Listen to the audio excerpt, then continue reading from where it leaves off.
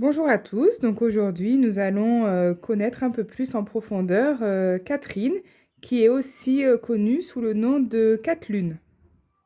Bonjour Catherine, donc est-ce que vous pouvez nous parler un peu plus de vous? Alors, je m'appelle donc Catherine. Je vais avoir bientôt 60 ans. Je viens d'un endroit très beau qui m'est cher à mon cœur, qui est Sète. Sète qui est quand même une ville dont les origines se ramènent aux dauphins et aux baleines. Je suis née dans une famille, on pourrait dire, dysfonctionnelle. Pourquoi je parle de ma famille dysfonctionnelle? Parce qu'il a fallu que j'en arrive à comprendre le dysfonctionnement de ma propre genèse, de mes propres iridités, de mes propres gènes ADN, pour pouvoir être enfin à ma place, ou au moins avancer sur ce chemin d'éveil que j'expérimente depuis l'âge de 60 ans. Cette famille dysfonctionnelle m'a permis de travailler sur le transgénérationnel, de travailler sur les blessures corporelles ainsi que les blessures de l'âme. Cette famille m'a amené tout le déroulement de ma vie et comprendre aussi par ce que j'ai appris, par leurs enseignements de mes parents, de mes grands-parents, de mes aïeux, tout ce que je devais mettre en place, moi et bien d'autres, bien entendu, afin que nous retrouvions l'amour inconditionnel sur cette terre. J'ai été une enfant très précoce, très précoce, en tout point. J'ai marché à l'âge de 9 mois, j'ai parlé à l'âge de 9 mois et demi, couramment.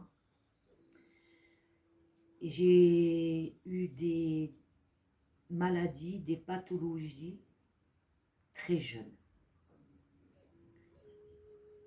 Pourquoi j'ai eu toutes ces pathologies, toutes ces maladies, bien souvent qui étaient génétiques ou orphelines?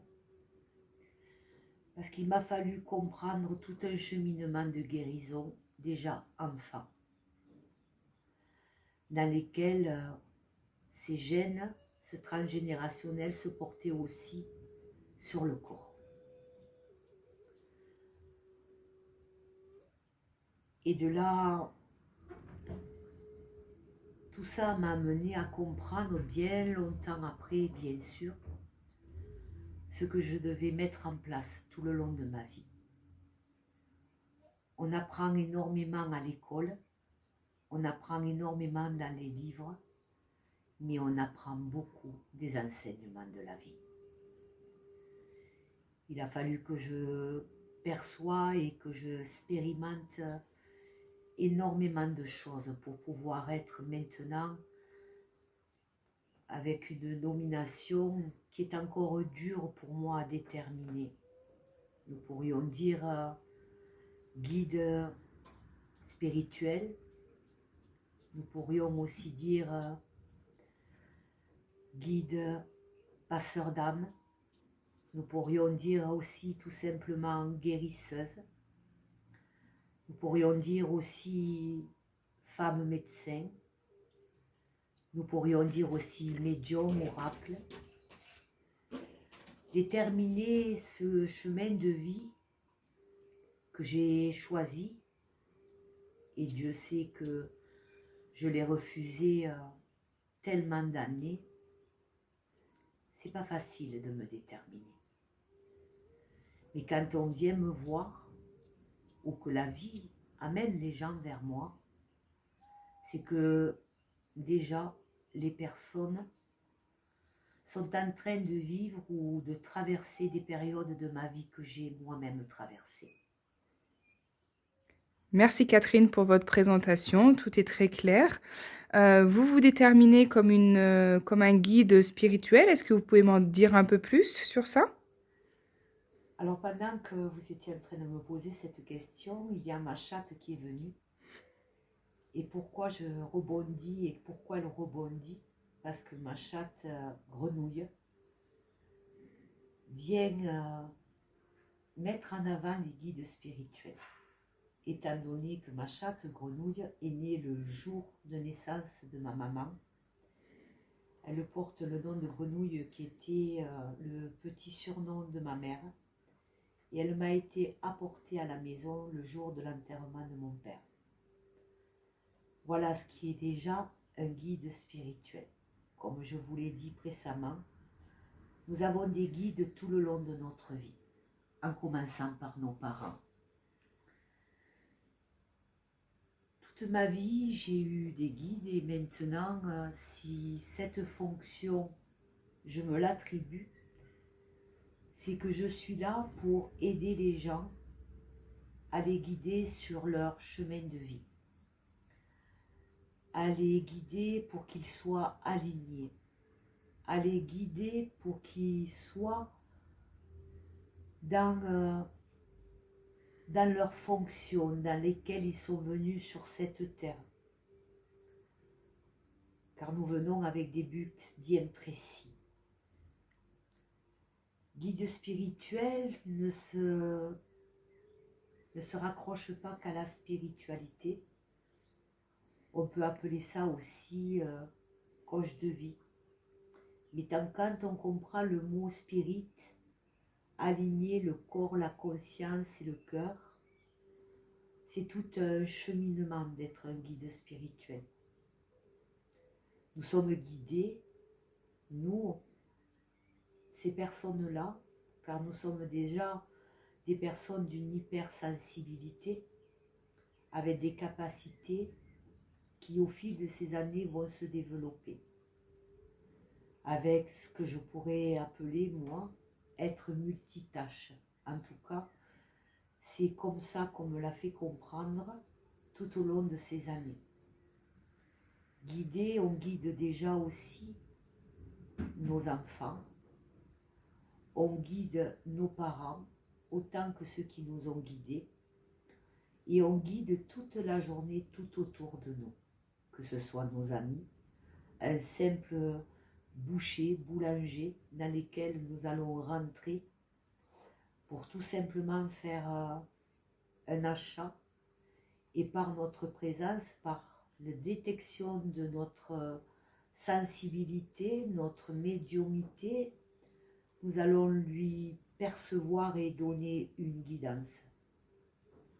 Après, il y a tout ce savoir, tous ces acquis que nous pouvons rendre à certaines personnes qui sont sur le même chemin de découverte et le même chemin d'aide, dirons-nous, sur cette terre. On va percevoir tout ça et on va pouvoir leur donner tous nos enseignements. Donc, guide spirituel est un mot qui détermine une certaine fonction, mais ne détermine pas tout. Est-ce que j'ai assez répondu de ce côté-là ou vous avez envie que je développe davantage en rapport à ce que vous faites d'être guide spirituel? Non, je pense que vous avez bien répondu. Ça me suggère une autre question. Vous parlez d'hypersensibilité. Comment vous avez perçu ça tout au long de votre vie? Alors déjà, il fallait bien comprendre que j'étais une enfant très particulière. Depuis mon enfance, c'était pas comme maintenant, en 1965, on ne parlait pas d'enfants hypersensibles, on ne parle pas de personnes ou d'enfants surdoués ou d'une intelligence émotionnelle. Un enfant qui avait les capacités que j'avais, soit de percevoir des voix, soit de percevoir des choses, soit d'être en désaccord avec le monde de l'extérieur et plus à l'intérieur, on disait bien entendu que cet enfant avait un problème psychologique. Donc, en ce qui me concerne, toute ma vie, et c'était là le but de cette vie, il a fallu que j'arrive à 50 ans pour que je sois diagnostiquée autiste Asperger. Ce qui m'a permis de faire, comme d'habitude, une régression en arrière et comprendre le fonctionnement que j'étais enfant. Même si il y avait longtemps que chez mes propres enfants, j'ai compris que eux-mêmes portaient dans leur gène ces dysfonctionnements plus ou moins. Que ce soit une intelligence de surdoué comme une intelligence émotionnelle. On en parle plus facilement maintenant. C'est pas pour ça qu'on est tous des autistes. Il y a plusieurs formes d'autisme. On peut parler d'Asperger, on peut parler de HPI, HPE, mais tout ça nous ramène à la même chose.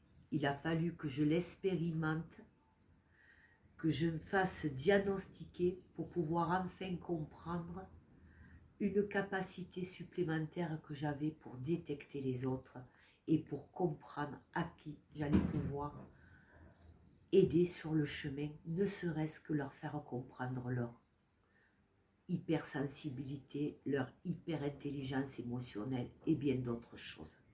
Vous voyez, la fonction de guide est un peu chez moi à large spectre.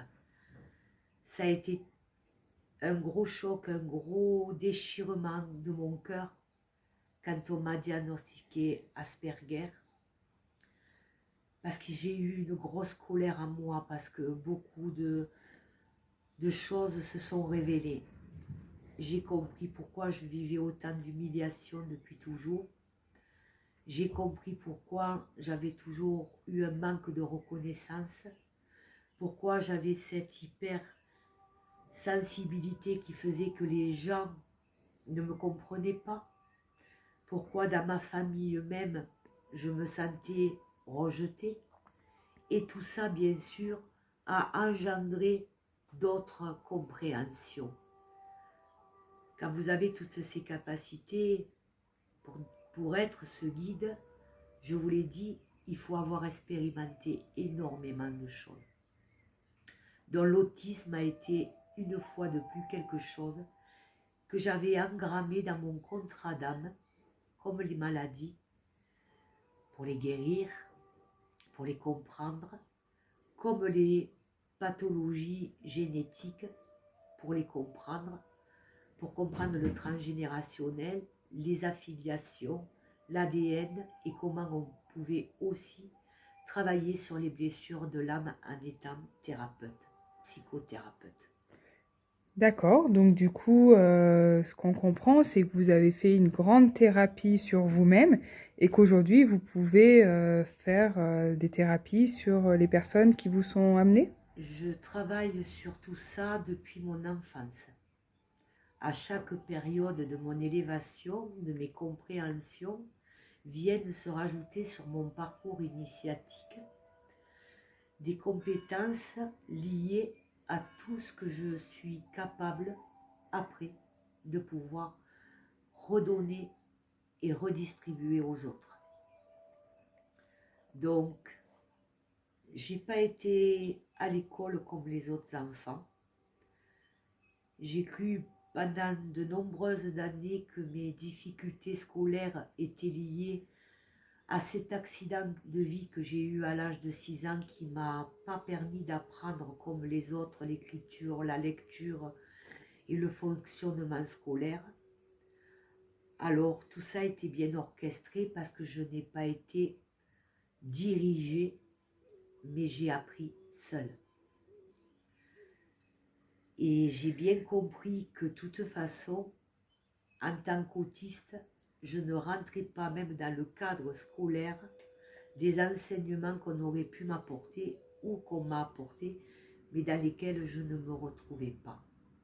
La vie m'a formée et m'a envoyé chaque fois les bons enseignements, les bonnes formations, les bonnes personnes pour que je puisse apprendre, que ce soit dans la psychologie, que ce soit dans l'écriture ou l'apprentissage de ce qu'on appelle la normalité scolaire, que ce soit dans la médecine, que ce soit dans les soins énergétiques. La vie a fait que chaque fois, j'ai appris quand c'était le moment, quand c'était des enseignements et quand c'était les bonnes personnes. Voilà. Très bien. Vous réalisez du coup des soins. Est-ce que vous pouvez m'en dire un peu plus sur vos soins? Alors, les soins, ça c'est pareil, c'est très différent. J'ai commencé à soigner par, on va dire, les positions des mains. J'ai commencé très jeune. J'ai commencé à soigner ma mère, qui était une dame qui avait de gros problèmes, on va dire, de santé. Où déjà enfant, je savais que de poser mes mains sur son cœur et y apporter à l'âge de 2 ans un peu d'eau avec du sucre, du moment où mes intentions d'amour étaient là, ces douleurs de tête, ces douleurs de membres, ces souffrances s'apaisaient. J'ai appris très tôt tout ça parce que, étant moi-même malade, avec des pathologies très lourdes, liées bien souvent à mes gènes et des maladies orphelines, j'ai eu la chance, après que mes parents se soient tournés vers la médecine normale, qui est importante, hein, se sont trouvés par hasard, entre guillemets, parce que pour moi le hasard n'existe pas, devant un très grand guérisseur qui venait de Suisse. Et grâce à lui, j'ai pu commencer à guérir, et c'est lui qui a détecté que j'étais guérisseuse. Les guérisseurs, ce ne sont pas que des magnétiseurs. Il y a plusieurs fonctions. Et au fil de ces années, j'ai expérimenté beaucoup de formations pour en arriver à me servir de ma propre énergie, qui est l'énergie d'amour, l'énergie, ce qu'on appelle christique. Et maintenant, je ne travaille qu'avec l'énergie christique, que ce soit par ma présence ou par ma voix. Très bien. Même si j'ai appris l'hypnose, même si tout dans ma vie, puisque j'ai été chanteuse et tout n'est jamais fait par hasard. Tout vous ramène toujours à ce que vous devez mettre en place dans votre vie. Très bien. Donc vous soignez du coup par votre voix. Est-ce que vous soignez aussi avec des pierres ou des herbes? Oui, je soigne principalement, et ça c'est normal, c'est dans ma nature.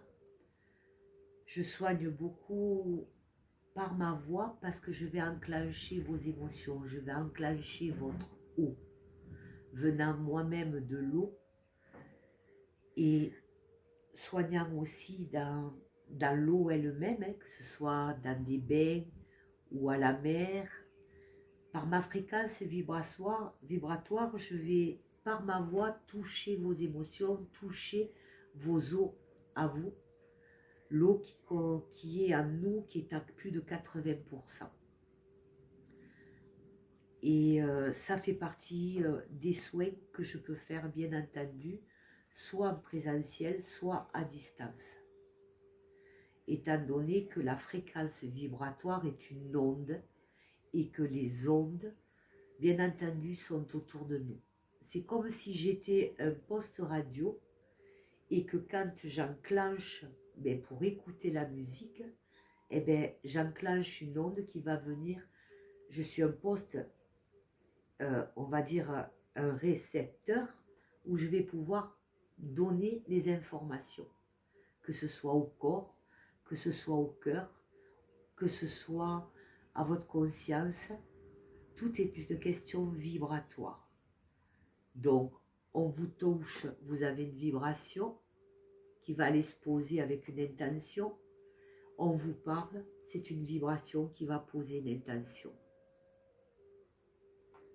Très bien. Et pour ça, je me sers aussi des éléments que la nature nous donne. Après des compréhensions et des formations, j'ai bien compris que tout ce qui était tout autour de nous était à l'intérieur de nous. Nous avons ces végétaux, nous avons ces minéraux, nous avons ces éléments, le feu, l'air, l'eau, nous avons tout ça en nous. Donc bien entendu, les plantes et les pierres le feu, les bougies, les encens, tout fait partie de tout ce que la nature nous a donné pour pouvoir nous apporter ce que nous avons besoin. C'est ce qu'on appelle, pour moi, en tout cas, c'est les mots que j'aime employer, c'est de la psychomagie. De savoir se servir de tous ces éléments. Bien sûr, après, on apprend, parce qu'on ne fait pas n'importe quoi. On apprend par des formations, par des livres et par les guidances qu'on reçoit en canalisation, puisque je suis médium. D'accord. Et donc, pour pratiquer l'art-thérapie, moi, c'est le mot que j'emploie, vous faites vos propres créations? Tout est création, que ce soit des soins, que ce soit des objets, que ce soit des tisanes, comme vous dites, c'est de l'art thérapeutique. Donc même quand je crée, la création artistique, que ce soit dans des objets, que ce soit dans mes encens, que ce soit dans mes bougies, que ce soit dans les soins que je formule, que ce soit dans un tableau, tout ce que je crée, que je mets en fonction, est à quelque part déjà dans la fonctionnalité dans laquelle je les crée, dans un état de thérapie nécessaire. Vous n'êtes pas attiré par quelque chose, mais c'est ce quelque chose qui va venir apporter un plus chez vous. Tout ce que je vais mettre en fonction, déjà quand je le crée, dans les intentions, dans ce que j'aimais, il y a une forme déjà de guérison, déjà thérapeutique. C'est pour ça que je crée continuellement. Comment j'en suis venue à de la création artistique?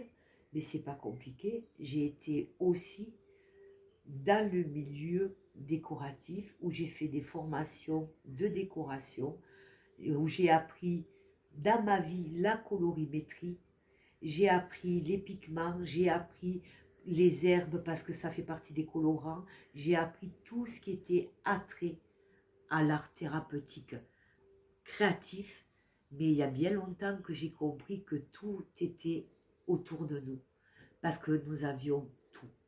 Et même quand je crée des objets, ils sont faits avec tous ces éléments, toutes ces intentions d'amour qu'on peut y mettre à l'intérieur. Je vais créer un tableau. La représentation de ce tableau sera celui qu'il vous faudra, parce que vous en aurez besoin dans ces énergies d'amour. Je vais créer un encens, il va être créé parce qu'il va être fait avec des plantes, avec des résines, avec des bois, tout ce qui va être bon pour vous apporter déjà dans cette intention d'odeur une guérison. Tout se place, tout est juste, au bon endroit, au bon moment. N'importe quoi que je peux créer, que ce soit des souhaits, que ce soit des objets, que ce soit des conférences, tout ce qui est nécessaire aux autres, la vie nous fait que sur notre chemin, nous portons une énergie d'amour qui est l'énergie la plus puissante qui ne s'achète pas, qui ne s'append pas, mais qui est à nous. Il faut juste aller la rechercher et la redécouvrir.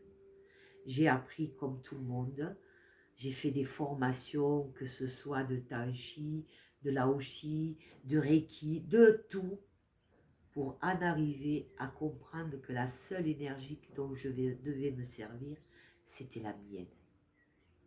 L'énergie christique, d'où je viens, qui je suis. Merci Catherine pour ce bel échange. Nous voyons que vous avez un très beau parcours, un très riche parcours. Comment peut-on faire pour vous rencontrer, puisque vous nous avez donné envie d'aller un peu plus loin?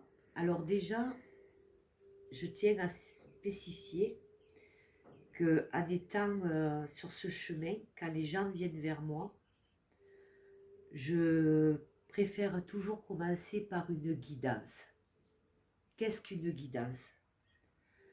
Je vais soit par le fait de poser des questions ou sortir mes oracles ou mes tarots qui sont des enseignements d'art.